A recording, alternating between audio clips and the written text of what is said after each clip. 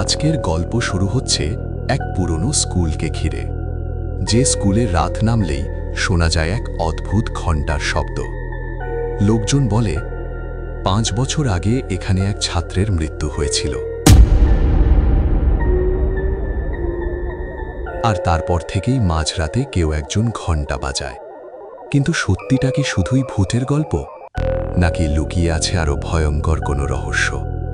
চলুন শুনে নেওয়া যাক আজকের ভৌতিক রহস্যময় গল্প, স্কুলের শেষ ঘণ্টা। শুধুমাত্র চিত্রগল্প রহস্য চ্যানেলে। বর্ষার রাত, আকাশে বিদ্যুৎ চমকাচ্ছে।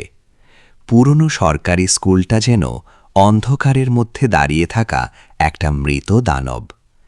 রাত তখন 8:30। স্কুলের দ্বিতীয় তলায় শুধু একটা ক্লাসরুমে আলো জ্বলছে।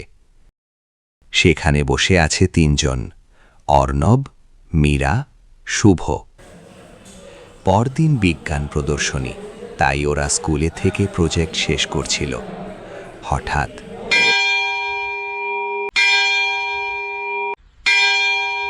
স্কুলের পুরনো ঘণ্টা নিজে থেকেই বেজে উঠল। 3 জনই চমকে উঠল। মীরা ক্ষীরে বলল, এই সময়ে ঘণ্টা বাজলো কিভাবে? শুভ জানলার বাইরে তাকালো। পুরো করিডোর ফাঁকা, দূরে শুধু বৃষ্টির শব্দ। অর্ণব হেসে বলল, হয়তো বাতাসে নড়েছে। কিন্তু কথাটা বলার সময় তার নিজের গলাও কাঁপছিল, কারণ স্কুলের সেই ঘণ্টা 5 বছর ধরে নষ্ট। আরও ভয়ঙ্কর ব্যাপার হলো, ঘণ্টাটা বাজে ঠিক রাত 8:30-এ, যে সময়ে 5 বছর আগে এক ছাত্র মারা গিয়েছিল। স্কুলে একটা গুজব ছিল, 10ম শ্রেণীর ছাত্র ঋত্বিক এক রাতে স্কুলে আটকা পড়ে যায়। পরদিন সকালে তাকে পাওয়া যায় ঘণ্টাঘরের নিচে, মৃত। তারপর থেকেই মাঝে মধ্যে রাতে ঘণ্টা বাজে। অনেকে বলে ঋত্বিক এখনো স্কুলে ঘরে। বাইরে বজ্রপাত হলো। হঠাৎ ক্লাসরুমের আলো একবার নিভে আবার চলে উঠল। তারপর করিডোরে কারো হাঁটার শব্দ। ধীরে ভারী পায়ের শব্দ। 3 জন চুপ।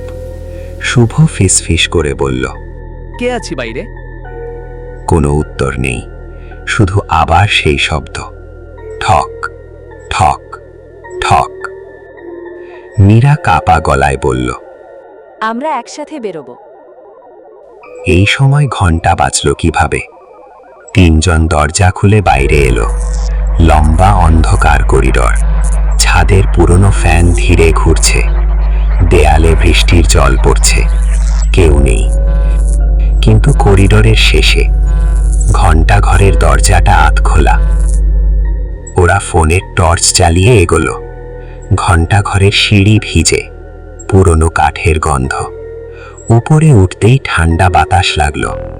তারপর ওরা দেখল ঘণ্টাটা আস্তে আস্তে দুলছে, নিজে থেকেই, কিন্তু আশেপাশে কেউ নেই। মীরা প্রায় কেঁদে ফেলল। ঠিক তখনই শুভ লক্ষ্য করল, ঘণ্টার পাশে মেঝেতে কাদা, মানে কেউ একটু আগেই এখানে এসেছে। অর্ণব নিচে টর্চ মারল। একটা জুতোর ছাপ, স্কুলের দারোয়ানের জুতোর মতো। 3 জন নিচে দৌড়ে গেল। স্কুলের স্টোর রুমের সামনে আলো জ্বলছে, ভেতর থেকে শব্দ আসছে। দরজা ঠেলে খুলতেই দারোয়ান হরিদাস কাকু চমকে উঠল। তার হাতে দড়ি, আর সেই দড়িটা সোজা ঘণ্টাঘর পর্যন্ত গেছে। অর্ণব অবাক হয়ে বলল, আপনি ঘণ্টা বাজাচ্ছিলেন? হরিদাস কাকুর মুখ ফ্যাকাশে। কিছুক্ষণ চুপ থেকে সে বলল, তোরা এখানে কেন এসেছিস? আমি চাইনি আর কেউ রাতে এই স্কুলে থাকুক। মীরা বলল। কিন্তু কেন? লোকটা ধীরে বসে পড়ল, তারপর বলল, 5 বছর আগে ঋত্বিক সেদিন মারা যায়নি সঙ্গে সঙ্গে, ও বাঁচতে পারত। সেদিনও এমনই ঝড় বৃষ্টি হচ্ছিল, ও ঘণ্টাঘরের ওপরে আটকে পড়েছিল। আমি ডিউটিতে ছিলাম, আমার যাওয়ার কথা ছিল, কিন্তু আমি নেশা করে ঘুমিয়ে পড়েছিলাম। যখন ওপরে পৌঁছাই অনেক দেরি হয়ে গেছে। তারপর থেকে প্রতিটা ঝড়ের রাতে ওই ঘণ্টার শব্দ আমি শুনতে পাই। মনে হয় ঋত্বিক এখনও ওই ঘণ্টাঘরের কাছেই দাঁড়িয়ে আছে। হ্যাঁ, আমি চাইনি আর কোনো ছেলেমেয়ে রাতে এখানে আটকে পড়ুক। আমি চাইনি আর একটা জীবন আমার মতো ভুলের জন্য শেষ হয়ে যাক। তিনজন চুপ হয়ে গেল। বাইরে বৃষ্টি আরো বেড়েছে। হঠাৎ উপর থেকে আবার ঘন্টা বেজে উঠল।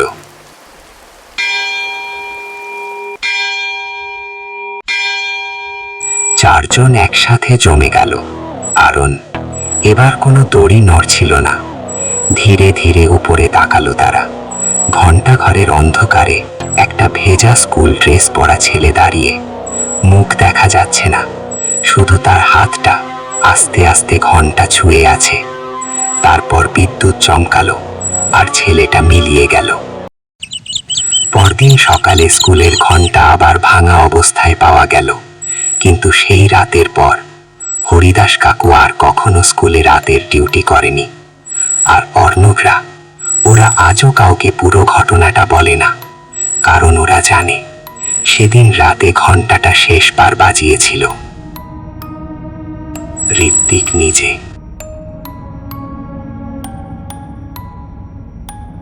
আজকের গল্পটা ভালো লেগে থাকে তাহলে ভিডিওটিতে একটা লাইক করুন, আর এরকম আরও ভৌতিক রহস্যময় বাংলা গল্প শুনতে এখনই সাবস্ক্রাইব করুন চিত্র গল্প রহস্য। আবার দেখা হবে নতুন কোনো অন্ধকার রহস্যের সঙ্গে।